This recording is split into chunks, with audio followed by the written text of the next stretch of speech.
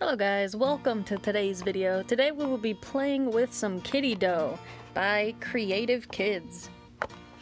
It does not have any instructions on like how long it takes to dry or anything. It doesn't really have much information on it at all except for who it's by.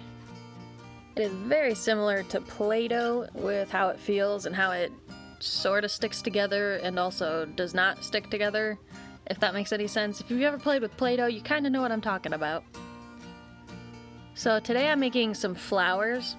I'm not sure if this is gonna dry or not, so I don't know if I'll be using it in my big project at the end of the week. But with the colors that I got, I figured it'd be fun to make some flowers.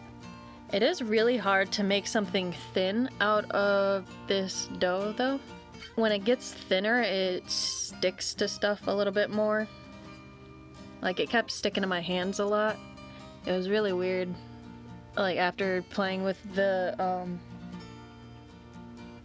what's it called? Model Magic, I think, from yesterday. I would prefer the Model Magic over this Kiddy dough. So, to make a rose, I just rolled a small oval, and then I flattened it between my two fingers, and then I just kind of bunched them up together. And a lot of the dough is going to squish to the bottom, and that's totally fine. It gives you something to hold on to while you're still working on it. And then once you're done working on it, you can just take some scissors and cut a flat bottom. So I tried to make like the pollen center, and I didn't want to just use yellow. I wanted it to look speckled, and I didn't want to have to work with all these tiny little itty bitty dots, because that could get really annoying and messy. But the way that I tried to make the texture anyway was also really annoying. I would like marble red and yellow together, and like it would get really thin, and sometimes it would get a little too muddy. It wouldn't be a good like marble effect. But I just kept adding layers until it looked okay. Speaking of marbling, do you see this pretty granite top that I'm able to use?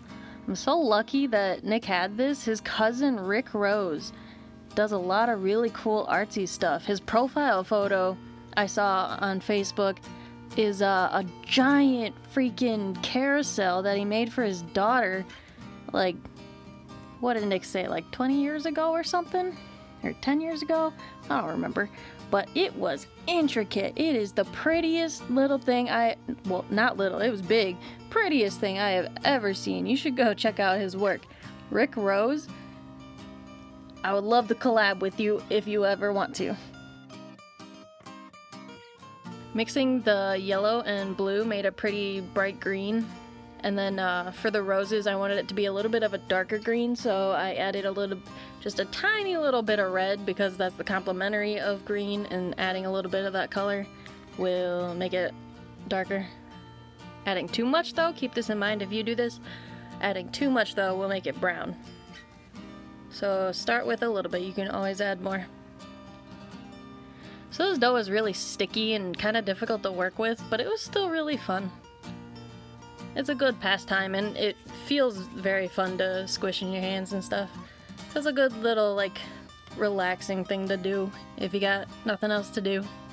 I would suggest not making things too detailed though, but this stuff's really good to mix to make a bunch of different colors. When I was a kid and I would play with Play-Doh, I'd be so scared to mix the colors because I didn't want to ruin my Play-Doh. I didn't just want like all just a muddy brown, so I was too scared to mix any colors.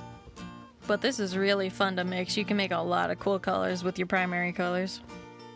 If you like doing this kind of stuff, show me your work in the comments on my social media pages. Tag samlescreations, and I will pick one random person at the end of the week to send a bunch of clay and dough to.